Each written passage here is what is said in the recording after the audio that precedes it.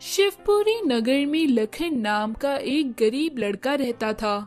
लखन के पिता जंगल से लकड़ी काट कर लाते और अमीरों की बस्ती में बेचते थे। लखन भी उनके साथ अमीरों की बस्ती में जाता था। जब उसके पिता लकड़ियां बेचते तो वो वहीं बैठकर बच्चों को खेलता हुआ देखता था। लखन उनके साथ खेलना चाहता था, पर वहाँ के बच्चे लखन के फटे पुराने कपड़े देख उसके साथ नहीं खेलते थे। वो उससे बात तक नहीं करते थे, उल्टा उसका मजाक उड़ाते थे। उन लड़कों में एक लड़का मिहांशु था, जो बहुत ही शरारती था। वो लखन को बड़ा चिढ़ाता था और सारे बच्चों के साथ मिलकर लखन का बड़ा मजाक उड़ाता था। अरे ये लकड़ी से अपनी शर्ट फाड़ दी क्या? लकड़ी को उठाते हो या इससे कुछ बनाते बनाते भी हो, या बस अपने कपड़े ही फाड़ते रहते हो सारा दिन इससे? देखो देखो इसके कपड़े कितने मैले कुचले हैं, लकड़ियों के साथ लोटपोट करता है। देखो मेरे पिताजी के पास बड़ी शानदार गाड़ी है, क्या तुम अपनी लकड़ियों से गाड़ी बना सकते हो? नहीं ना? सारे बच्चे उस पर हंसते, वो उसका बड़ा मजाक उड़ाते थे। कुछ समय बाद लखन के पिता को उनके एक दोस्त ने एक घोड़ा दिया और कहा, देखो मैं अब शहर जा रहा हूँ, ये घोड़ा मेरे किसी काम का नहीं है, तुम चाहो तो इसे अपने इस्तेमाल में ले सकते हो। ये बात सुनकर लखन बोला, हाँ हाँ पिताजी, हम इसका इस्तेमाल कर सकते हैं। उसके पिताजी वो घोड़ा ले लेते हैं। लखन को एक आइडिया आता है। लखन अपने पिता से कहता है, पिताजी क्यों ना हम घोड़ा गाड़ी बनाएं? घोड़ा हमारे पास है, आप लकड़ियाँ लेकर आओ और कहीं ना कहीं से हम टायर का जुगाड़ कर देते हैं और इससे घोड़ा गाड़ी बनाते हैं। इससे फिर आप शहर में जाकर सामान ढोने का काम कर सकते हो, उसमें ज्यादा कमाई होगी और मेहनत भी कम लगेगी। लखन के पिता को आइडिया बड़ा पसंद आता है। वो एक घोड़ा गाड़ी तैयार कर देते हैं। उसके बाद लखन और उसके पिता अमीरों की बस्ती में सामान ढोने का काम करते हैं। पर मिहांशु अपने दोस्तों के साथ लखन को चिढ़ाने रोज पहुंच जाता है। ओहो, अब तुम नई गाड़ी लेकर आ गए हो, तुम्हारी घोड़ा गाड़ी क्या पेट्रोल से चलती है या डीजल से? सारे बच्चे मजाक उड़ाते हुए हंसते हैं। पर धीरे धीरे मिहांशु के दोस्त लखन की घोड़ा गाड़ी को बड़ा पसंद करने लगते हैं। उनको लखन की घोड़ा गाड़ी में बैठना और उसके साथ खेलना बहुत अच्छा लगता है। मिहांशु को उससे बड़ी चिढ़ होती है। एक बार मिहांशु की तबीयत खराब होती है। मिहांशु के पिता उसे गाड़ी से अस्पताल ले जा रहे होते हैं। तभी उनकी गाड़ी रास्ते में खराब हो जाती है। सामने से लखन और उसके पिता घोड़ा गाड़ी में आ रहे होते हैं। मिहांशु की गाड़ी देख लखन अपने पिता से कहता है, पिताजी ये मेरा दोस्त है, हमें इसकी मदद करनी चाहिए, जाने से क्या हुआ है। लखन के पिता मिहांशु के पिता से कहते हैं, साहब क्या बात है? मिहांशु के पिता कहते हैं, मेरे बेटे की तबीयत बहुत खराब है और लगता है पेट्रोल खत्म हो गया है और ये चल भी नहीं रही है और कोई इधर से गाड़ी भी नहीं जा रही जो मैं इसको अस्पताल लेके जाऊं। अब क्या करूं, कुछ समझ नहीं आ रहा है। मिहांशु के पिता बोले, साहब मैं अपनी घोड़ा गाड़ी में आप लोगों को छोड़ देता हूं। ऐसा कहकर मिहांशु और उसके पिता को लखन और लखन के पिता घोड़ा गाड़ी में अस्पताल छोड़ देते हैं। जब मिहांशु ठीक होता है तो वो अपने दोस्तों के साथ लखन के पास जाता है और कहता है, मुझे माफ कर दो दोस्त, मैंने तुम्हारा बड़ा मजाक उड़ाया, पर मुसीबत के समय तुम और तुम्हारी घोड़ा गाड़ी ही मेरे काम आए। लखन हंसता हुआ बोला, हाँ दोस्त, क्योंकि मेरी घोड़ा गाड़ी पेट्रोल से नहीं चलती ना। सारे दोस्त ठाका लगाकर हंसने लगते हैं।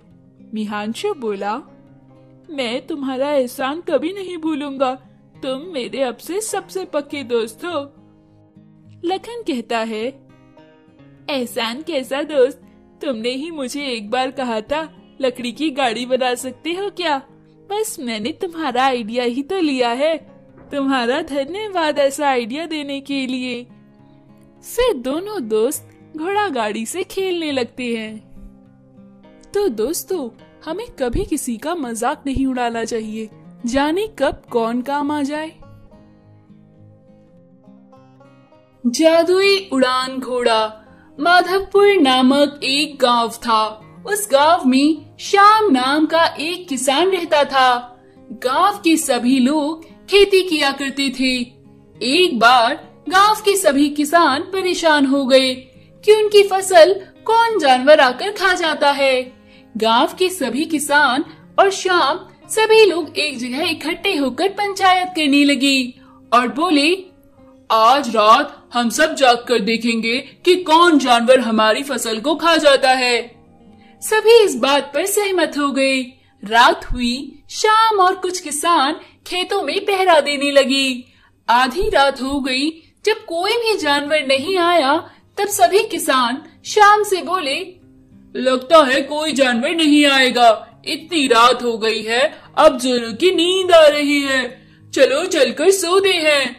तब श्याम बोला, अरे नहीं, मैं नहीं जाऊंगा। आज तो मैं पता लगा कर ही रहूंगा कि हमारी फसल को कौन खाता है।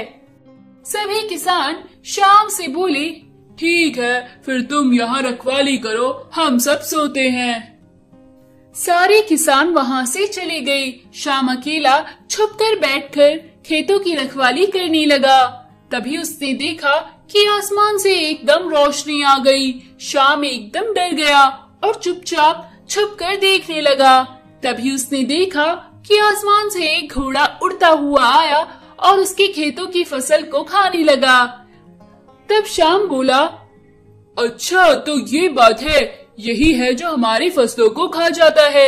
आज तो मैं पता लगा कर ही रहूंगा कि ये जादुई घोड़ा कहाँ से आता है। थोड़ी देर बाद जादुई घोड़ा फसल खाने के बाद वापस उड़कर जाने लगा। तभी श्याम ने दौड़कर घोड़े की पूंछ को पकड़ लिया और घोड़े के साथ श्याम भी उड़ने लगा। उड़ते उड़ते घोड़ा एक स्थान पर रुका, जहाँ बहुत सारे सोने के घड़े रखे हुए थे, जिनमें हीरे जवाहरात पैसे भरे हुए थे। श्याम उन घड़ों को देखकर बहुत खुश हुआ और सोचा, मैं इन घड़ों को अकेले नहीं ले जा सकता, घर जाकर अपनी पत्नी के साथ आऊंगा, फिर साथ में हम इन घड़ों को लेकर जाएंगे, जिससे हम पूरे गांव में सबसे अमीर हो जाएंगे।